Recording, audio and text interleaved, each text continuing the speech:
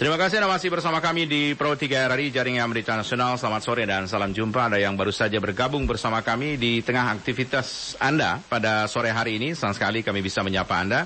Kami ingin sapa Anda di tempat-tempat aktivitas sore hari di perjalanan Anda.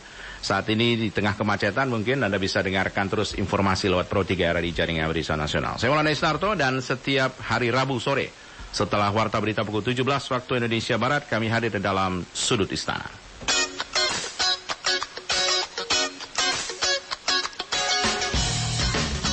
Dari sudut istana, kita dapat mengetahui berbagai kebijakan pemerintah. Dari sudut istana, kita dapat mengetahui kiprah para menteri. Dari sudut istana, kita dapat mengetahui berbagai aktivitas dan kebiasaan presiden yang tidak banyak diekspos media. Saatnya kita ikuti dialog khusus Sudut Istana.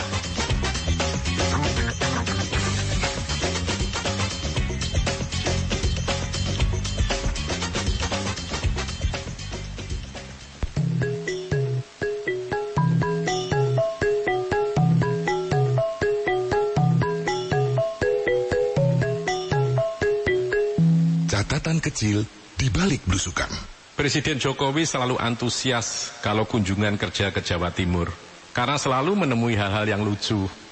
Salah satunya ketika Muktamar NU di Jombang 1 Agustus 2015. Sebagai Ketua Panitia Muktamar, Gus Ipul, panggilan akrab Wakil Gubernur Jawa Timur, malam itu memberikan sambutan.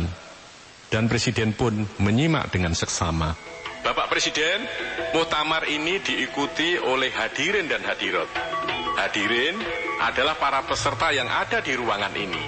Hadirat yang ada di luar, di lapangan. Semua orang tertawa. Presiden juga. Setelah sambutan Gus Ipul, Pak Dekarwo Gubernur Jawa Timur naik ke panggung.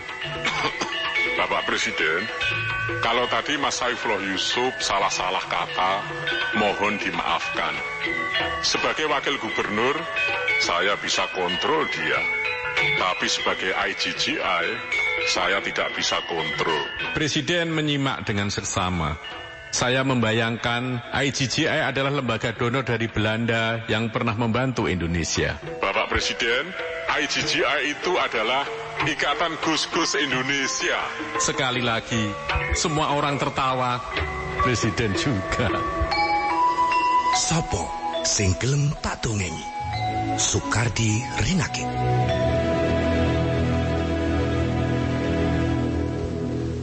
Nah, itu gimmick-gimmick kecil sebelum kita mulai perbincangan ini ya. Soekardi Rinakit, IGGI gitu. Mungkin orang bayangin kan, IGGI itu ini lembaga donor Belanda, rupanya Ikatan Gus-Gus Indonesia. Ya enggak, Ikatan Gus-Gus Indonesia, kapasitas Pak Saifullah Yusuf, Wakil Gubernur. Kalau dalam posisi Wakil Gubernur ini bisa dikontrol oleh Pak Dekarwo. Tapi kalau udah IGGI nggak bisa. Ikatan Gus-Gus Indonesia nggak bisa dikontrol. Sore ini sama sekali kita akan ngobrol dari sudut istana ini. Saya bersama dengan Dirjen IKP, ada Ibu Rosarita Niken Widiastuti. Selamat sore Bu Niken. Selamat sore Bung Malana. Saya rasanya nggak berhadapan dengan Bu Dirjen, dengan Bu Dirut. Iya nih, mungkin tadi kalau Anda ingin tahu ketika Ibu kesini tuh apa nostalgia, kangen-kangenan gitu Bu ya? Iya, sama betul teman-teman. sekali. Studio ini nggak asing untuk Ibu sebenarnya. Iya sama sekali nggak asing ya. Baik, nanti kita ngobrol banyak. Kemudian ada Kepala Pusat Informasi dan Humas Kominfo, ada Pak Ismail Cawidu. Pak Ismail, selamat sore Pak Ismail. Selamat sore, Bung. Gimana? Kalau Pak Ismail asing ya mainnya? Habis direhab kayaknya orang. Berarti nggak asing sebenarnya. Dia mengikuti perkembangan dari waktu-waktu itu, berarti tahu habis direhab. Terima kasih Pak Ismail. Ini narasumber saya yang ketiga, tapi sekaligus teman saya untuk jadi host pada hari ini dari tim komunikasi Presiden, ada Mas Handoko. Selamat sore Mas Handoko. Selamat sore. Gimana? Kita mau ngorek apa nih dari narasumber kita berdua nih? Oh, banyak ini pertanyaan-pertanyaan yang saya siapkan. Anda juga bisa bersama kami nanti di line telepon 0213866712, 0213844545, pesan singkat di 081399399888, follow Twitter @RI dan Bako Humas. Karena Bako Humas itu juga suka upload perbincangan dari Sudut Istana. Jadi Anda bisa ikut juga, dan juga di join on Facebook di Pusat Pemberitaan. Saya tentu kebunikan karena topik yang akan kita bicarakan pagi atau sore ini adalah kebangkitan nasional di era digital. Iya, betul. Dunia tidak menutup itu.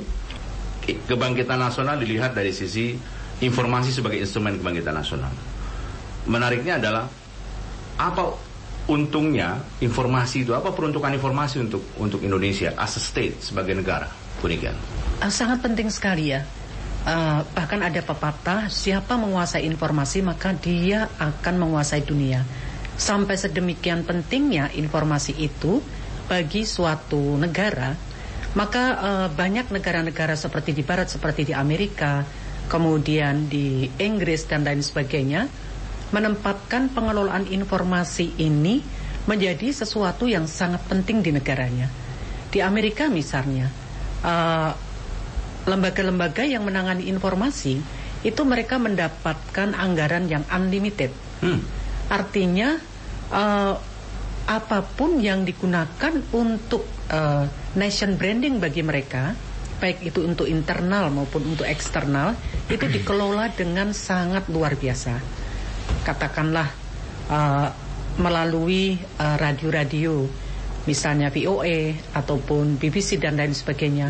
Penetrasi mereka itu luar biasa ke negara-negara lainnya. Bahkan seperti di Indonesia, mereka punya afiliasi berapa ratus radio yang berafiliasi pada VOA dan NPR ya, dan NPR. Radio, ya.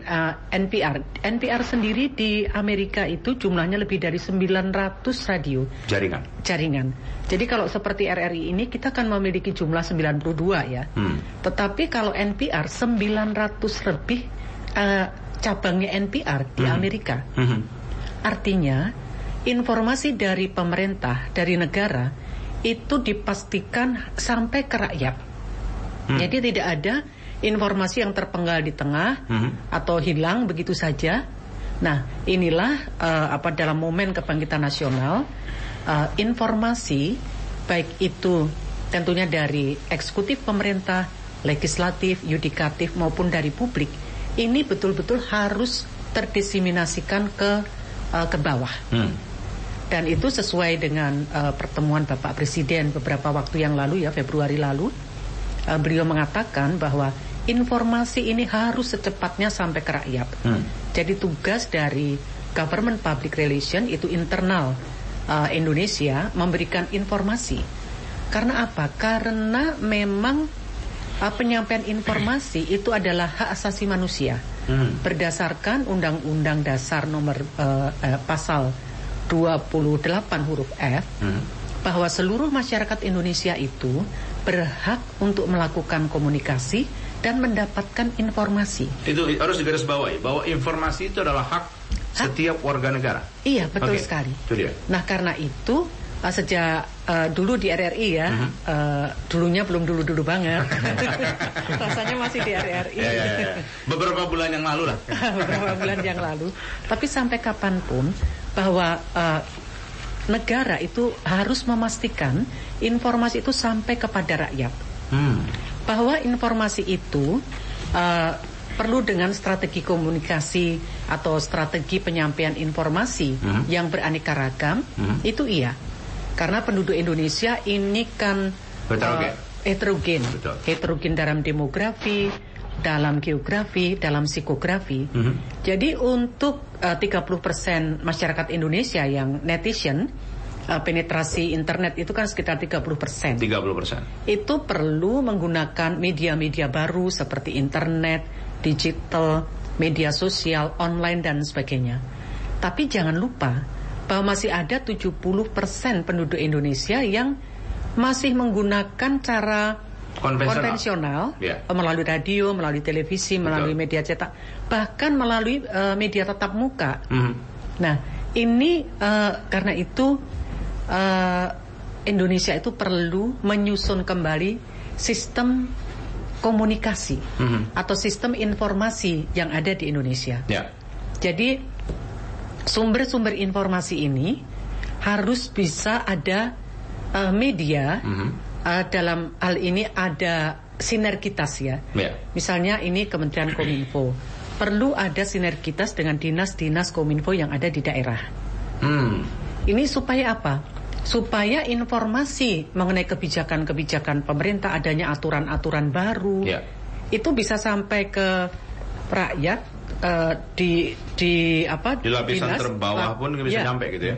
Harus ada juga petugas-petugas yang menyampaikan kepada rakyat di bawah. Ini menarik Bu Niken.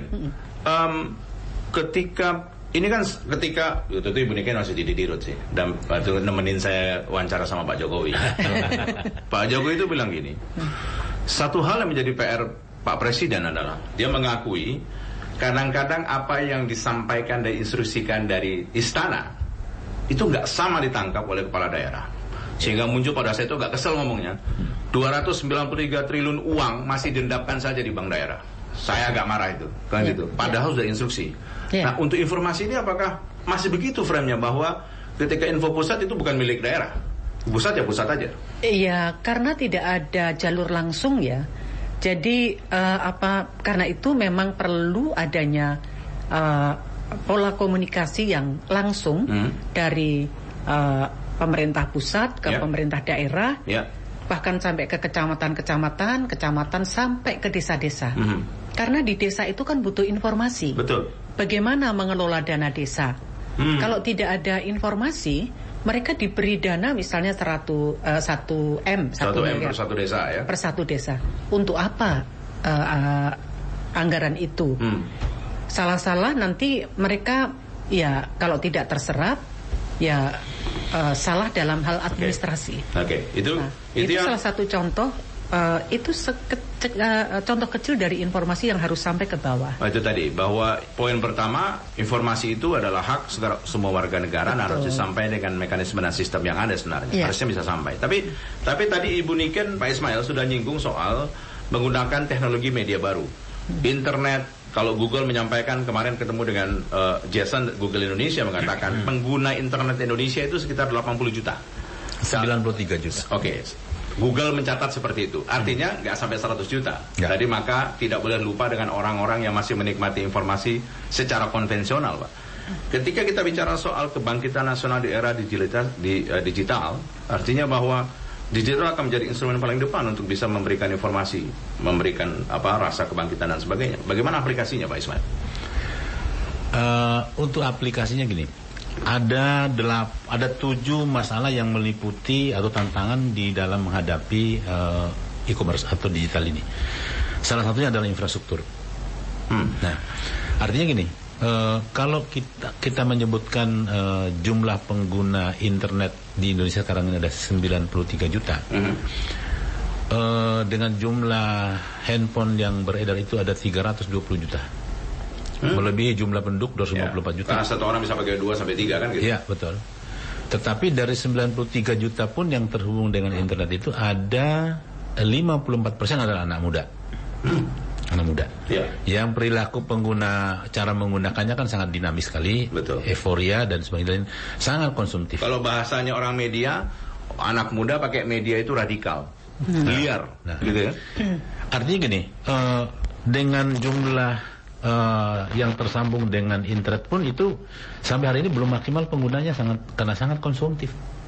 Bagaimana kita mau membangun ekonomi digital kalau cara atau model menggunakan internet itu sangat konsumtif? Artinya kita baru tahap menggunakan. Belum tahap menggunakan yang produktif. Ini yang sudah tersambung. Nah, sampai akhir tahun 2018 itu sudah dibuat programnya, ada 400 kabupaten yang sedang dibangun oleh swasta untuk sambungan fiber optik. Itu biayanya dari swasta semua. Diharapkan akhir 2018 sudah tersambung melalui FO. Fiber optik. Sementara ada 57 kabupaten kota yang tidak visible secara bisnis, itu dibangun atau satuan sambungan FO-nya itu oleh pemerintah menggunakan dana USO. Dan ini sudah dibagi dalam 3 zona barat, zona tengah dan zona timur. Zona barat, zona tengah sudah dilelang, sudah sedang dikerjakan. Sekarang yang berlangsung sudah zona timur.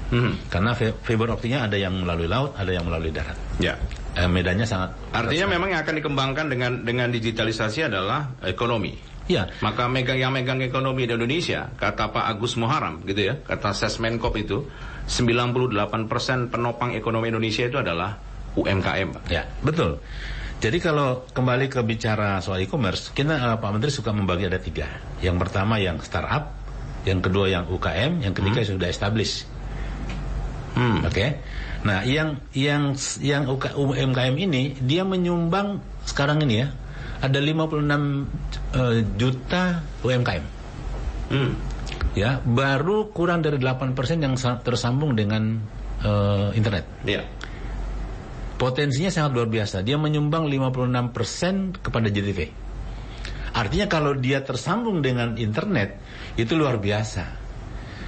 Luar biasa. Sehingga dalam visi misi di era digital ini, ditargetkan pada 2020 kita bisa mencapai 130 miliar dolar. Nggak bisa dipercepat? 2018 itu 2019. Karena pemerintahan habis 2019. Karena ada beberapa hal yang terkait. Infrastruktur ya, jalan terus. Ya. Masalah perpajakan sedang dibenahi. Okay. Masalah sumber daya. Ya. Ya. Kemudian masalah keamanan cyber. Ya kan? Kemudian masalah pendanaan. Okay. Kan kalau orang mau bikin usaha juga harus punya dana. Semua ada yang menggunakan KUR. Jadi di dalam peta jalan dagang itu 7 tantangan ini beriringan berjalan, ya, kemudian dikerjakan bersamaan, sehingga kita mendorong UMKM juga yang menjadi sentra utama kita itu yang akan memberikan nilai ekonomi yang tinggi itu untuk masuk dalam jalur online. Oke. Nah, itu persoalannya adalah bagaimana supaya para UMKM ini bisa masuk atau menjual dagangannya melalui online. Itu persoalan kita. Oke, baik. Barangkali informasinya harus bagaimana? Tapi kita tanya dulu dari istana. Karena kan partner saya ini Mas Handoko selain jadi co-host harus saya tanya juga, nggak fair. Harus dari istana ditanya. Iya, nggak fair. Harus tanya Pak Presiden itu gimana sebenarnya visi Pak Presiden ketika bicara soal era digital. Pak Presiden tuh belusukan jangan ditanya lah. Keluar negeri belusukan juga. Kan agak berbeda kalau Pak Jokowi ke luar negeri itu agak berbeda nuansanya dibanding dengan presiden-presiden sebelumnya. Tapi bicara soal digital, gini loh, kadang-kadang orang itu melihat covernya gitu kan, kayaknya Pak Jokowi ini nggak familiar sama era digital kan gitu kan. Kalau Mas Handoko nampaknya sangat digital sekali kan. Tapi Pak Jokowi kadang-kadang di Pak Jokowi ini orangnya digital nggak sih ya? Familiar dengan sosmed nggak ya? Gitu kan? Kerjanya belusukan aja gimana?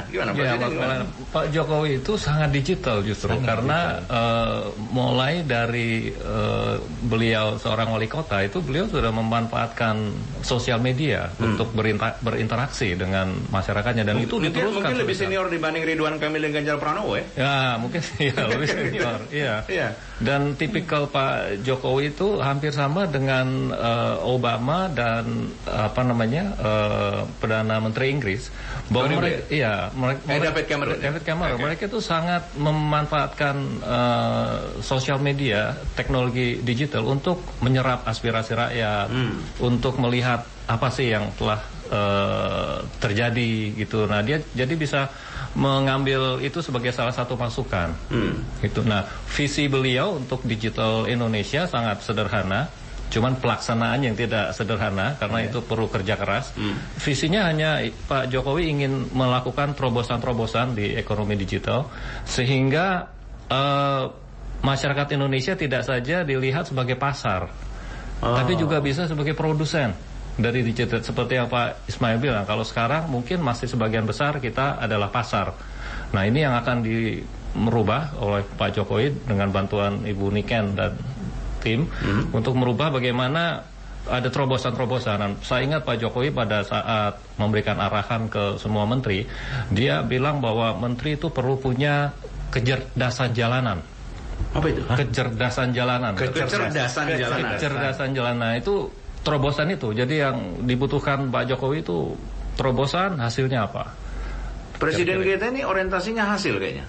Orientasinya hasil, betul sekali. Mau caranya gimana terserah gitu. Iya, itu Bu Niken bisa lebih menjelaskan itu. Karena makanya saya nanya kan biar Mas Handoko nanya, karena Pak Presiden pasti panggil Ibu. Betul. Nggak mau tahu Bu Niken, pokoknya gini terserah caranya. Gitu Bu ya caranya Pak.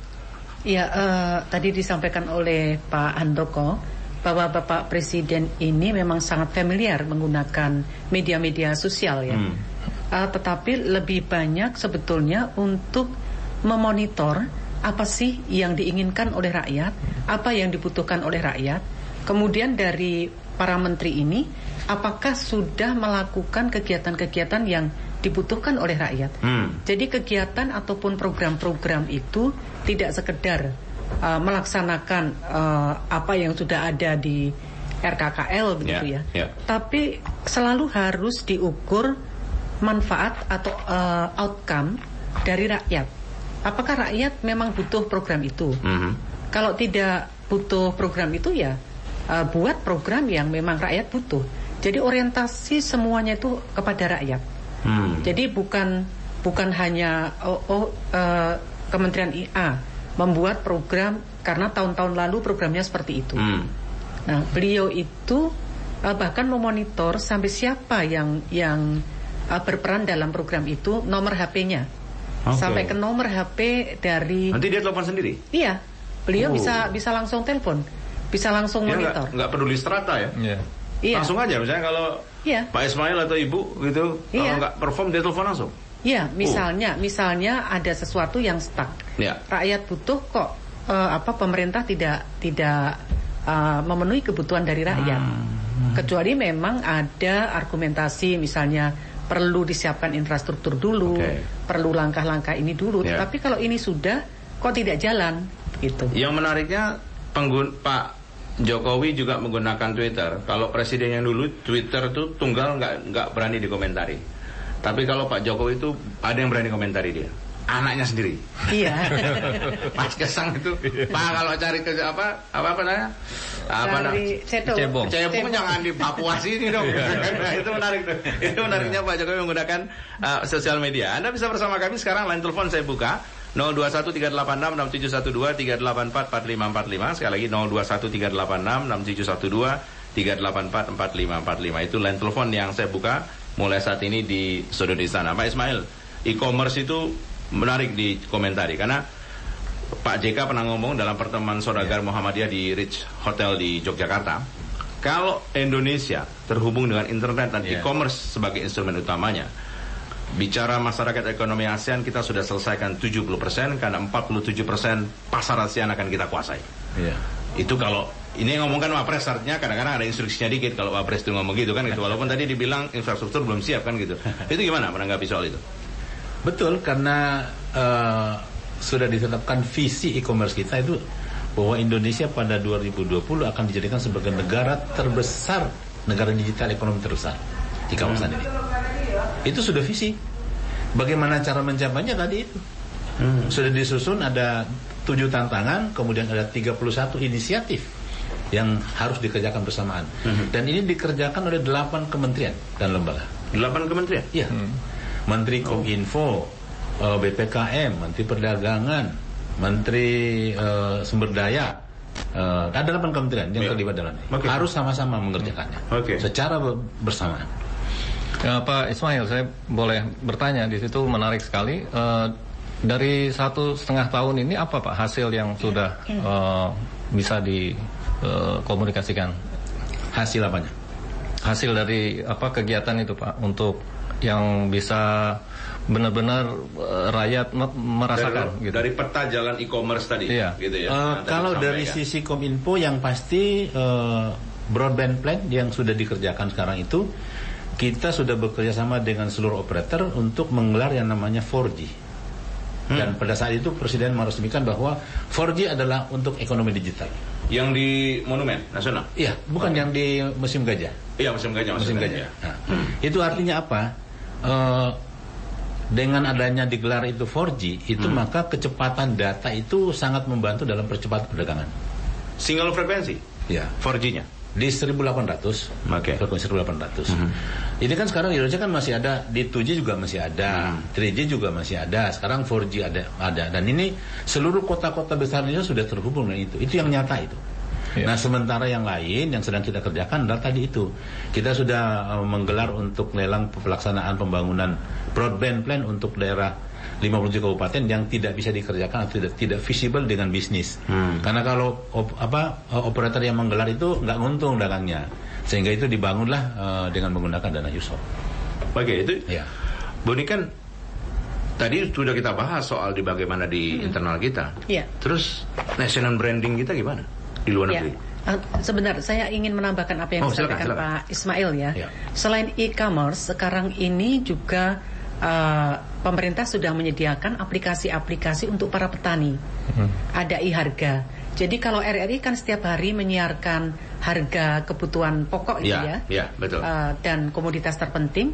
Nah, di situ juga sudah ada aplikasinya. Kemudian juga ada tanya jawab mengenai pertanian, misalnya masalah bibit, masalah pupuk, masalah semua yang berkaitan dengan pertanian itu sudah dari Kementerian Komunikasi dan Informatika sudah menyiapkan aplikasi untuk petani, untuk para petani. Kalau nggak salah di apa itu waktu sinergi waktu aksi di ya? Brebes ya. Brebes ya. Itu diluncurkan waktu di Brebes. Ini juga yang sedang berjalan itu e-fish. Bentuk untuk nelayan di NTT kalau nggak salah. Kalau nelayan kalau mau mencari ikan dia harus lihat GPS-nya. Iya. Mana alokasi itu plankton yang banyak di situ banyak ikan. Kemudian melihat cuaca hari ini bagus apa enggak, itu bisa dari sana semua. Jadi bawa itu GPS ke tengah laut. Aplikasi udah sana. Jadi itu nggak sekedar iklan ya? Tidak, sebenarnya kan udah jalan itu. Kan ada iklannya itu kan, saya 11 tahun jadi nelayan, pakai 4G dia, pakai 4G tahu lokasi kan gitu. Nah, ini supaya orang tahu bahwa pemerintah itu bikin banyak Mas Handoko. Sudah banyak yang dibikin oleh pemerintah sebenarnya untuk instrumen bagi peningkatan produksi pertanian, peningkatan produksi hasil laut dan sebagainya. Itu udah banyak sebenarnya. Tapi gini, tentu kan presiden sebagai mantan pengusaha gitu ya, sebagai wali kota, mantan gubernur dan hanya jadi presiden, artinya pengalaman beliau cukup. Bagaimana presiden mengelaborasi semua itu menjadi sebuah keuntungan yang presiden sampaikan di luar negeri? Kita kan kalau berita luar negeri, presiden itu paling pertemuan di jamu dan sebagainya. Pertemuan mendalam soal bisnisnya itu nggak pernah detail diceritakan. Itu gimana, Mas Handoko? Gimana ceritanya waktu presiden itu? Misalnya waktu di Korea itu, jadi presiden bisa menyampaikan ke pejabat-pejabat di Korea bahwa Indonesia itu melakukan transformasi yang sangat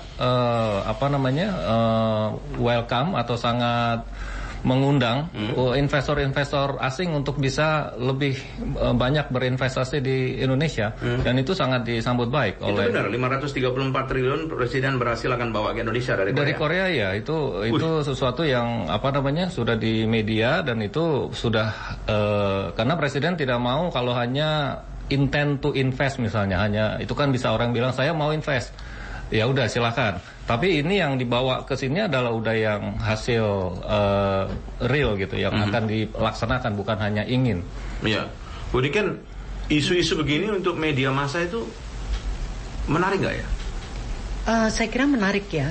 Karena ini kan adanya potensi investasi perdagangan dari Indonesia yang dilihat oleh pihak luar. Iya. Misalnya ketika kunjungan presiden ke Cina, presiden mengundang 1.000 pengusaha Cina untuk datang ke Indonesia untuk melakukan investasi di Indonesia.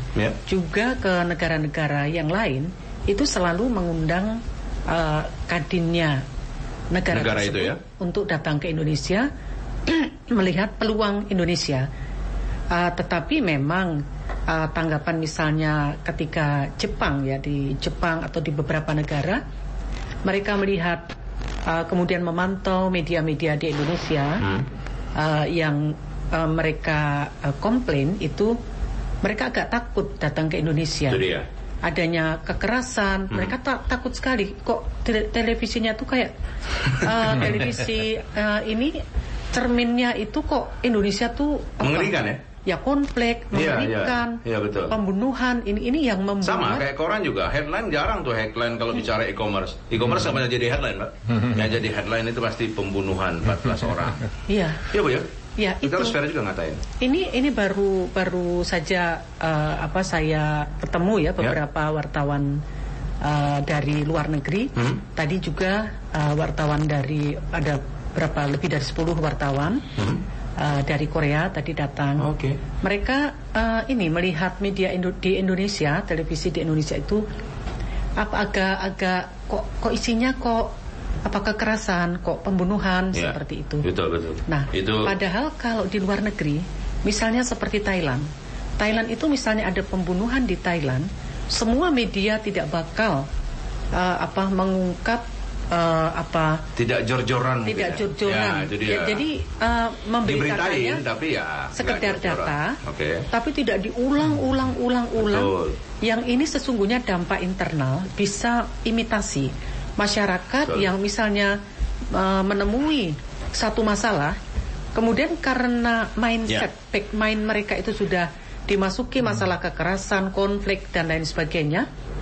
Nah, ketika dia mengalami sesuatu, respon yang muncul ya apa yang dia lihat media itu. Baik. Nah, mereka itu takutnya investasi di Indonesia masalah itu. Itu dia. Itu tugas KPI itu. Ya. Calon di sini ada calonnya. Benar serius itu. Itu visi-misi. Oke, baik. Saya ingin sapa pendengar kita, ada Tawakal di Tual. Selamat sore Pak Tawakal. Selamat malam di Tual. Selamat malam. Selamat malam, silakan Pak Tawakal. Assalamualaikum warahmatullahi wabarakatuh. Waalaikumsalam. Silakan. Bapak Ibu narasumber. Iya, Pak. Topik pada malam hari ini sangat menarik sekali. Yang saya tanyakan, ketika ada persoalan yang menyangkut tentang hubungan rumah tangga dan lain-lain, kenapa selalu media Indonesia selalu menggembor-gemburkan? Padahal kalau mau dilihat itu aib. Iya, ini dia rumah tangga ya. Persoalan kriminalitas yang tadi disampaikan oleh Ibu Niken itu, apakah itu bagian daripada kita menjelekkan atau menjatuhkan orang? Mohon ada penjelasan yang pasti biar rakyat bisa tahu. Terima kasih. Baik, terima kasih Pak Tawakal. Kemudian ada Pak Jerry di Fak-Fak, jauh-jauh telepon kita ini. Selamat malam Pak Jerry. Selamat malam Mas. Silakan Pak Jerry. Selamat malam Bu Niken dan Bapak-bapak. Mohon maaf saya kurang begitu. Saya hanya mendengar singkat saja terkait dengan hak masyarakat untuk mendapatkan informasi ya. Itu hak asasi itu. Ya. Saya pikir dari pembicaraan tadi terkait dengan kunjungan Bapak Presiden ke Korea, kemudian dalam konteks MEA ke depan, saya hanya mau menyampaikan dan mengingatkan Ibu Bapak dan saya dan kita semua selaku warga bangsa bahwa di Indonesia ini, Republik kita yang tercinta ini, ada undang-undang tentang perlindungan konsumen itu. Itu Undang-Undang nomor 899. Pasal 4 itu kan huruf C kalau nggak salah. Di situ dikatakan bahwa konsumen itu berhak untuk mendapatkan informasi yang benar, jelas, jujur mengenai kondisi jaminan barang atau jasa. Itu dari sisi konsumen. Dari sisi produsen atau pelaku usaha itu berkewajiban untuk memberikan informasi yang benar tentang manfaat dari sebuah produk misalnya atau sebuah jasa. Nah, saya ingin menyampaikan bahwa sering kita ikuti informasi-informasi yang mohon maaf ya, menyesatkan, termasuk kami yang di luar jauh dari Jakarta, katakanlah kurang lebih seperti gitu. Contohnya informasi menyesatkan yang diterima oleh Pak Jerry apa? Banyak produk-produk yang dipromosi banyak tidak sesuai seperti apa yang kita harapkan.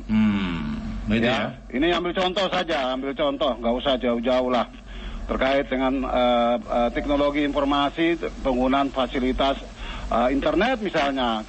Saya baru tadi siang berhubungan dengan teman-teman dari PT Telkom Indonesia tentang fasilitas IndiHome. Ternyata ini juga dipengaruhi oleh fasilitas listrik dan lain-lain. Sementara pemerintah merencanakan ke depan Indonesia terang. Betul. Nah, ini yang saya sampaikan, artinya bahwa kami yang di daerah merasakan dampaknya. Tapi kepada siapa kami harus mengadu atau mengeluh tentang persoalan-persoalan informasi seperti yang saya katakan dari awal. Nah, ini saya mau ingatkan kita semua, termasuk saya. Untuk apa ada undang-undang perlindungan konsumen, kok kemudian kami yang sebagai konsumen di daerah itu sangat dirugikan. Mungkin demikian. Baik, terima kasih Pak Jerry. Selamat malam. Kalau dari analisis Pak Jerry ya, Bu Niken, Pak Ismail, Mas Handoko, kayaknya dia sudah mendapatkan banyak sekali informasi. Sampai undang-undangnya dia tahu kan gitu. Saya aja nggak tahu jujur aja. Sampai undang-undangnya dia tahu. Bagus dong. Gimana Pak Ismail?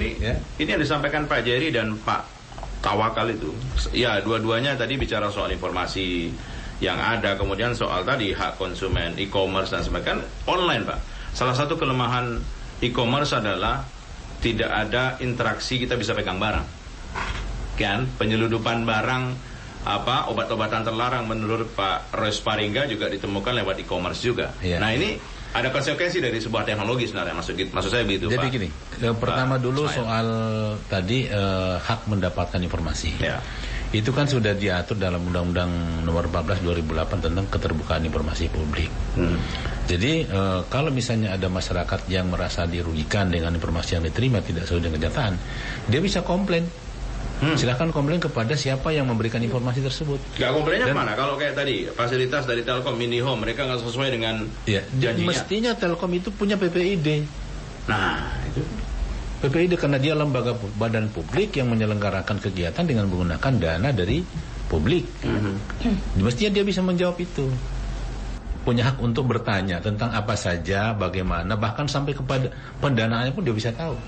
Dan kalau dia tidak diberikan jawaban, itu fungsinya Komisi Informasi Pusat yang menjadi mediator, bahkan bisa mengadili perkaranya. Itu, ini yang perlu Bapak tahu, yang Pak karena itu memang sudah ditempatkan. Kelompok pasal 28 itu kan adalah kelompok pasal hak asasi manusia. Makanya nomor pasalnya tidak dirubah, hanya ditambah poinnya saja. Poin F, ya kan? Nah, yang kedua soal penyelenggaraan e-commerce. Ini memang tergantung siapa yang menyelenggarakannya. Coba saya tidak mempromosikan satu bentuk e-commerce yang sudah berjalan, bahwa yang ada di Jakarta misalnya gini, dia pesan barang, terus diantar barangnya. Tapi setelah barangnya sampai, dicoba nggak cukup, dipakai nggak bisa. Itu dia berhak oleh e-commerce tersebut, ya, penyelenggara jual beli itu. Dia bisa menerima kembali, ditukar dengan cara, tapi yang mengirim adalah yang bersangkutan. Jadi ada timbal balik perlindungan konsumen yang ada di situ. Itu yang mungkin Bu Niken yang harus diketahui oleh masyarakat. Betul. Hak sebagai konsumen itu juga ada sebenarnya ketika orang jualan online dan sebagainya. Ketika itu menjadi model yang pengen dikembangkan di Indonesia. Kan gitu Bu Niken? Iya, betul sekali. Jadi mungkin perlu literasi informasi, literasi media kepada masyarakat mengenai perlindungan konsumen. Kemudian sekarang ini juga dari Kementerian Komunikasi dan Informatika sedang menyusun rancangan undang-undang perlindungan data pribadi. Jadi selain perlindungan konsumen, perlindungan data pribadi. Ini sangat penting karena sekarang ini kan dengan enaknya ada pihak-pihak tertentu memanfaatkan data-data kita. Misalnya setiap hari kita mendapat telepon kartu kredit tanpa agunan. Iya. Kemudian properti sama ya, alasannya sama, rapat. Gitu, tutup lagi. Penawaran properti, kemudian investasi, asuransi dan lain sebagainya. Kok mereka tahu dari mana, kan nomor HP kita? Itu dia. Baik, nanti kita lanjutkan lagi Bu Niken dan Mas Handoko, nanti juga Pak Ismail. Kita akan dengarkan dulu azan untuk wilayah Jakarta dan sekitarnya. Baik, selamat menunaikan ibadah sholat maghrib bagi Anda berada di wilayah Jakarta dan sekitarnya. Saya masih bersama dengan Ibu Niken Widyasstuti, Dirjen IKP Kementerian Komunikasi dan Informatika, dan bersama tim komunikasi Presiden ada Mas Handoko di sudut istana pada sore hari ini. Nah, tadi kita sudah bicara bagaimana peruntukannya di dalam negeri, Bu Niken. Tadi kita nggak boleh lupa bahwa informasi, barang siapa yang menguasai jaringan dan informasi, itu kuasai dunia. Itu kata CIA itu. CIA itu rumusnya 2 aja katanya. Kuasai informasi, kuasai jaringan aja. Gitu. Maka ada nation branding. Ada perspektif Indonesia harus dijual ke luar negeri kan itu. Itu bagaimana mekanisme dan pola yang coba digunakan untuk mengkomunikasikan itu, Bu Niken? Untuk nation branding ini memang kerja besar ya, kerja besar dan tidak hanya satu kementerian atau satu lembaga yang bertanggung jawab terhadap nation branding. Kalau menurut saya nation branding ini seluruh warga negara Indonesia, masyarakat Indonesia bisa menjadi sales, bisa menjadi pemasar bagi Indonesia baik di dalam maupun di luar negeri. Nah, karena nation branding itu sendiri bagaimana membawa citra positif bangsa di dunia internasional. Salah satu tugas RRI kan sama ya, membangun citra positif bangsa di dunia internasional. Lah untuk nation branding itu sendiri tidak hanya orientasinya itu pada pertumbuhan ekonomi, masalah-masalah yang berkaitan dengan ekonomi, tetapi selain perspektif ekonomi, kemudian juga ada perspektif masyarakatnya seperti apa, pemerintahnya seperti apa, kemudian perspektif politik Indonesia itu seperti apa, dan tidak kalah penting adalah perspektif kultural.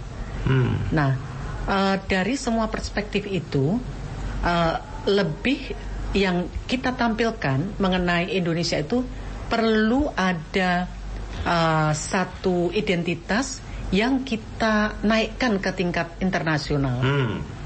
Memang kalau pariwisata sudah ada Wonderful Indonesia. Betul. Nah, tetapi itu lebih ke pariwisata.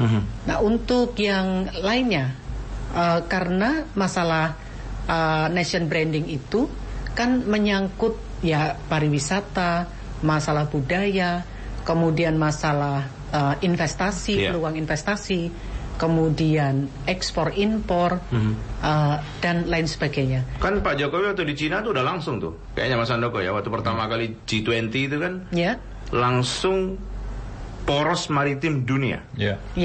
Itu kan tagline juga ya, seperti Wonderful Indonesia, Mas Handoko ya. Nah itu kalau presiden itu gimana ya menyampaikan pola komunikasi yang dilakukan presiden terhadap terhadap pimpinan-pimpinan internasional dalam pertemuan seperti G20, APEC, ASEAN Conference, Democratic Forum dan sebagainya, itu gimana Mas Handoko?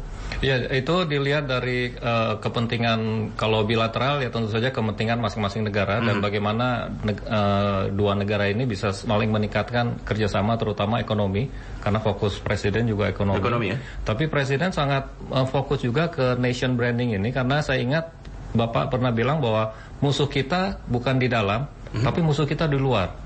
Tapi bukan musuh dalam arti berperangan, tapi musuh persaingan intelektual, persaingan ide. Karena zaman sekarang itu bukan zamannya hard diplomasi, tapi soft diplomasi yang lebih banyak kan gitu, yang dimainkan oleh negara-negara. Karena praktis yang main hard diplomasi itu cuma dua dalam geostrategis, Amerika, Rusia dan tiga, China. Mereka main. Kita main di soft, Korea saja main di soft kan gitu ya. Betul. Maka apa yang coba dikedepankan oleh presiden bersama dengan Kementerian Komunikasi yang kebetulan berada di leading sektor dan di Ibu Niken gitu. Apa yang coba dikedepankan oleh sang presiden untuk bisa mengkomunikasikan itu, Mas Handoko? Yang bisa dikedepankan adalah Indonesia melakukan satu transformasi, itu yang ingin di-brandingkan keluar, bahwa Indonesia melakukan perubahan yang cukup besar, yaitu dari negara yang hanya sebagai produsen, hanya sebagai konsumen menjadi negara produsen misalnya. Nah, Indonesia juga ingin menyampaikan bahwa Indonesia menuju ke industrialisasi. Nah, itu kalau disambut oleh negara-negara lain, Indonesia punya tingkat persaingan yang cukup tinggi. Karena kalau Indonesia tingkat persaingannya rendah, dia akan ditinggalkan di persaingan global ini, dan itu tidak baik untuk masyarakat Indonesia. Karena itu kalau nggak salah tuh Presiden Jokowi ketika bertemu dengan Obama itu, satu hal yang disampaikan oleh Pak Jokowi itu menarik sekali dan jarang disampaikan oleh presiden sebelumnya. Dia langsung sampaikan, Mr. Obama, Indonesia as a miracle economic in ASEAN. Dia ngomong gitu langsung. Ini mukjizat ekonomi di ASEAN. Dia sampaikan itu ke Obama pada saat itu. Luar biasa sebenarnya. Itu kerja berat dong Bu Niken ya? Iya. Karena tadi Bu Niken bilang media masanya sendiri kadang-kadang yang bikin ketika brandnya tinggi, media masanya beritanya nggak penting, perspektifnya agak bingung bagi investor kan gitu. Tapi itu memang realitas citra masyarakat luar terhadap Indonesia. Tentu lain dengan RRI ya. RRI betul. Ini kan betul-betul lembaga penyiaran. Orientasinya pada negara. Betul. Dan setiap detik siarannya itu bagaimana memberikan manfaat kepada seluruh masyarakat Indonesia. Nah, tentunya untuk media-media yang lainnya ini masalah nation branding itu menjadi tanggung jawab semua unsur. Betul. Seperti di Korea misalnya. Korea itu masalah nation branding mereka justru radio televisi swasta pun mengambil peran yang sangat besar terhadap nation branding. Setiap siaran mereka itu selalu dipikirkan bagaimana dampak terhadap internal masyarakat di Korea maupun terhadap masyarakat dunia. Betul. Jadi misalnya masalah K-pop ya, atau Korean beef. Drama Korea juga kan? Iya, tidak hanya drama, tetapi Korean beef, gelombang betul, Korea. Betul. Gelombang Korea itu memang idenya dari pemerintah, tetapi mereka itu menumbuhkan UKM-UKM yang ada. Jadi startup ataupun apapun itu difasilitasi oleh pemerintah. Kemudian radio televisinya semua mendukung. Jadi mereka dididik sejak kecil untuk menjadi entertainer. Baik. Begitu. Terus kapan kita gitu? Nah, inilah Bapak Presiden kan ke Korea juga ya. Kemarin. Kemudian kami juga minggu depan kita akan ke Korea. Oke. Tetapi memang yang pertama ke Korea besok itu selain posisi sebagai pimpinan di AIBD ya. Oh iya.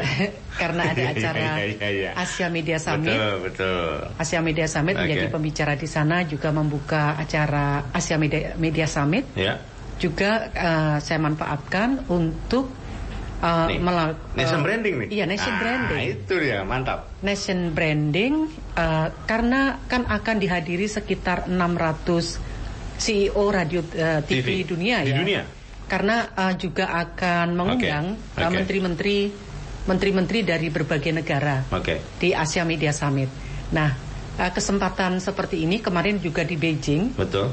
Ketika mendapat kesempatan menjadi pembicara di sana, saya sudah langsung melakukan nation branding. Sebetulnya sejak lama, sejak saya di RUT RRI kan selalu melakukan hal yang sama. Di AIBD selalu dilakukan hal itu kan gitu, sebenarnya nation branding. Cuma ya kalau hanya RRI saja kayaknya nggak cukup. Media lain juga harus realize, harus sadar bahwa ini kepentingan bangsa, bukan kepentingan. Oke, Anda sudah banyak untung. Ada hal yang proporsinya untuk ambil hidupin media, tapi ada proporsi untuk bicara soal negara. Untuk negara, untuk membangun ideologi. Betul. Menegakkan ideologi. Di sana begitu.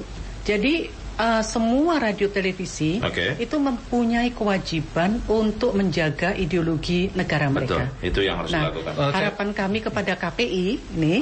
KPI. Oh, saya lihat. Silakan. Semua radio TV juga mengambil bagian dalam nation branding. Dan pada kepentingan negara. Jadi kita harus merumuskan kepentingan negara. Misalnya masalah ideologi itu sudah harga mati. Semua media harus menyampaikan pesan itu. Kemudian yang kedua, bagaimana karakter bangsa. Revolusi mental itu bukan hanya pemerintah, tapi rakyat, bukan hanya slogan.